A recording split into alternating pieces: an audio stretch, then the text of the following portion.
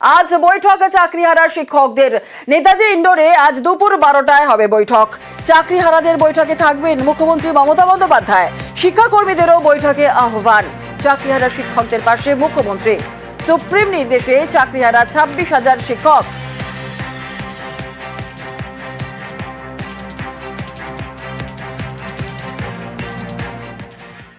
মূলত বিষয় যাতে অযোগ্যরা ভেগ বদল করে আমাদের মধ্যে ঢুকতে না পারে, শুধু আমরা যোগ্যরাই যাতে যেতে পারি, আমাদেরই যাতে সুরাহা হয়, সেই জন্যই কুপনটা দেওয়া।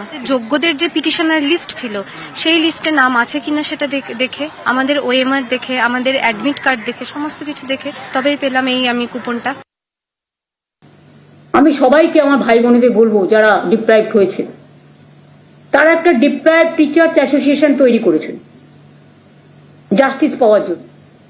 তারা এডুকেশন মিনিস্টারকে একটা রিকোয়েস্ট করে যে তারা সবাই এক জায়গায় একত্রিত হতে চান এবং শিক্ষামন্ত্রী সহ আমি যদি তাদের সভায় উপস্থিত থাকি তাহলে তারা খুশি হবে। আমি তাদের কথায় সাড়া দিয়ে 7 তারিখে তারা ইন্ডোর স্টেডিয়াম বুক করেছেন। আমি 7 তারিখ 12টা 15 নাগাদ তাদের কাছে যাব।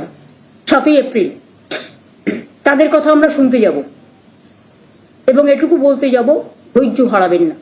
আর আমরা চেষ্টা করব যাতে খুব তাড়াতাড়ি সমস্যার সমাধান হয়। আজ মুখ্যমন্ত্রীর সঙ্গে বৈঠকে চাকরিহারারা এবং পুরুলিয়া থেকে কলকাতায় রওনা। গতকাল রাতেই রওনা দেয় 630 শিক্ষক এবং শিক্ষাকর্মী। নেতাজি ইন্ডোরে বৈঠক মুখ্যমন্ত্রী মমতা বন্দ্যোপাধ্যায়ের সঙ্গে। আমাদের মাননীয় মুখ্যমন্ত্রীর কাছে আমরা একটা অত্যন্ত প্রচণ্ড আশা নিয়ে যাচ্ছি যে যেন আমরা আমাদের চাকরি যেন ফিরে পাই, যে কোনোভাবে আমরা যেন আমাদের চাকরি ফিরে পাই। কারণ আমরা যোগ্য চাকরিরত শিক্ষক। আমরা 6.5 বছর 7 বছর ধরে শিক্ষকতা করে আসছি। আমরা চাই যে কোনো মূল্যে মাননীয়ার কাছে আমাদের আবেদন, আমরা যেন আমাদের চাকরি ফিরে পাই। আজ চাকরিহারাদের বৈঠক মুখ্যমন্ত্রীর সঙ্গে নেতাজি ইন্ডোরে হবে এই বৈঠক। রাতেই জেলা থেকে কলকাতায় আসেন চাকরিহারারা। রাতেই শহীদ মিনারের কাছে জমায়েত হন এবং গতকাল রাতেই খোলা আকাশের নিচেই কাটালেন চাকরিহারারা, শিক্ষাকর্মীরা।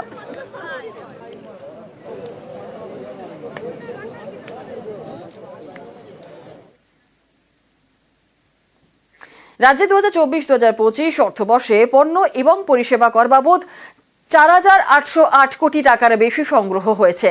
আর এই জিএসটি আদায়ের অঙ্ক আগের অর্থবর্ষের তুলনায় 11.43% বেশি।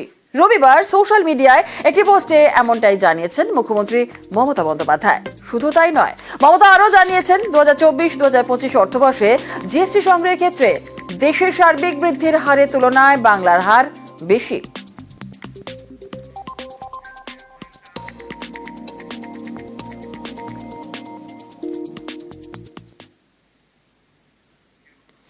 আসছি পরবর্তী খবরে। সিপিআইএম এর নয়া সাধারণ সম্পাদক এম.এ. বেবিকে সাধারণ সম্পাদকের দায়িত্ব।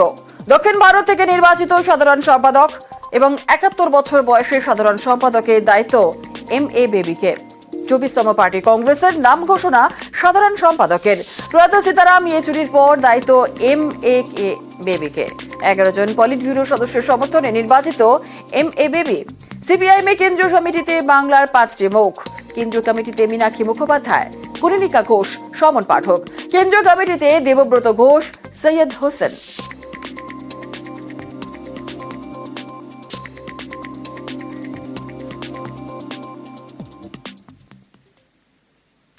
যাদবপুরে বৃত্ত সম্পূর্ণ। অতি বাম রাজনীতির আঁতুর ঘর বলেই পরিচয়। আর সেই যাদবপুরে রাম নবমী পালন, মূর্তি বসিয়ে যাদবপুরে রাম পুজো। আজাদি স্লোগান মুছে গতকাল তিরঙ্গা। দিন কয়েক আগেই ইফতার পালিত হয়েছিল এই যাদবপুরে।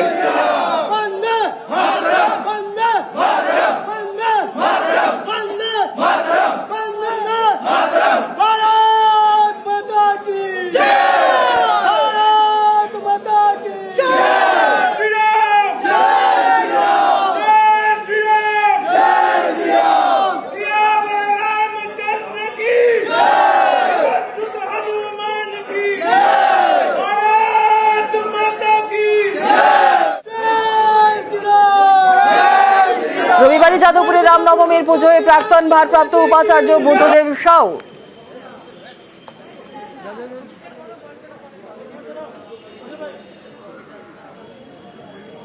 আমাদের যাদবপুর ইউনিভার্সিটিতে সরস্বতী পুজো হয়, দুর্গা পুজো হয়, আবার ইফতার পার্টিও হয়। আমি সব জায়গাতেই যাই। যে কোনো শান্তিপূর্ণ এবং সৌভ্রাতৃত্বের যেখানে উপস্থিতি থাকে সেরকম জায়গায় যেতে তো আমার কোনো আপত্তি নেই। রাম এরকম তো কোনো নিষিদ্ধ জিনিসও নয়। এক জায়গায় বাধা থাকবে, এক জায়গায় বাধা থাকবে না কেন? একটা জায়গাতে অনুমতি দেওয়া হবে, আরেকটা জায়গাতে হবে না, তার কারণটা কি? তাহলে ইউনিভার্সিটিতে রিজলিউশনই করুক যে আজ থেকে আমরা কোনো রকম ধর্মীয় অনুষ্ঠান করতে দেব না। সেই রিজলিউশন না করে একটা জায়গাতে বিভিন্ন রকম ভাবে অজুহাত দেখানো, এটা দুর্ভাগ্যজনক। আর এদিকে শিক্ষাঙ্গনে কেন ধর্মাচরণ প্রশ্ন যাদবপুরের প্রাক্তনীদের। সর্বোপরি একটা বৈজ্ঞানিক দৃষ্টিভঙ্গি থেকে বিভিন্ন বিষয়ের অনুসন্ধান, এইটা একটা বিশ্ববিদ্যালয়ের উদ্দেশ্য। মুক্ত চিন্তার পরিসর তৈরির ক্ষেত্রেও যাদবপুর বিশ্ববিদ্যালয় অগ্রণী। যে কোনো বিশ্ববিদ্যালয় থেকেই ধর্মাচরণকে দূরে রাখা উচিত। মূলগত ভিত্তি আছে, একটা জোর আছে, সেই রাজনীতি, তার ভিত্তিতে রাজনীতি হয় আর কি। রামনবমী হোক অথবা ইফতার পার্টি হোক অথবা অন্য যে কোনো ধর্মের যে কোনো ধর্মাচরণ হোক, সেটা যাদবপুরের সংস্কৃতির সঙ্গে যায় না। যাদবপুর বিশ্ববিদ্যালয়ে যদি সেই দিকে যায় তাহলে সেটা খুবই দুঃখের ব্যাপার হবে। আমি দেখেছি, শুনেছি, বলেন যে যাদবপুর বিশ্ববিদ্যালয়ে তো দুর্গাপূজা হয়, এখন সেখানে স্টাফ কোয়ার্টার আছে, ফলে যেভাবে হয়তো একটা আবাসনে দুর্গাপূজা হয় সেই স্পিরিটেই ওখানে হয়। সেইটাকে যদি কেউ হাতিয়ার করে এখন বলে যে দুর্গাপূজা হচ্ছে, অতএব রামনবমী করতেই হবে, অতএব ইফতার করতেই হবে। শিক্ষা প্রতিষ্ঠানটাতে এরকম ধর্মাচরণের নিয়ে প্রতিযোগিতার জায়গা নয়। যে উৎসবে আনন্দ নেই, আস্ফালন আছে, সেটা উৎসব নয়। এই যে আজকে যেটা অনুষ্ঠান যারা করলেন, তারা কিন্তু কোথাও একটা এক্সক্লুসিভিস্ট একটা কর্মসূচি নিতে চাইলেন, যেটা আমি মনে করি উৎসবের স্পিরিটটার সাথেই যায় না, আর বিশ্ববিদ্যালয়ের স্পিরিটের সাথে তো কোনোভাবেই যায় না। রামনবমীর মিছিলকে ঘিরে গোষ্ঠী সংঘর্ষ। বেহালার সরসোনায় রামনবমীর মিছিলে হাতাহাতি। সরসোনায় আক্রান্ত বিজেপি মণ্ডল সভাপতি। বিজেপির দুই গোষ্ঠীর সংঘর্ষে উত্তেজনা। সরসোনা থানায় একে অপরের বিরুদ্ধে অভিযোগ দায়ের। অভিযোগকে জানাতে গেলে থানার সামনেও চলে গন্ডগোল।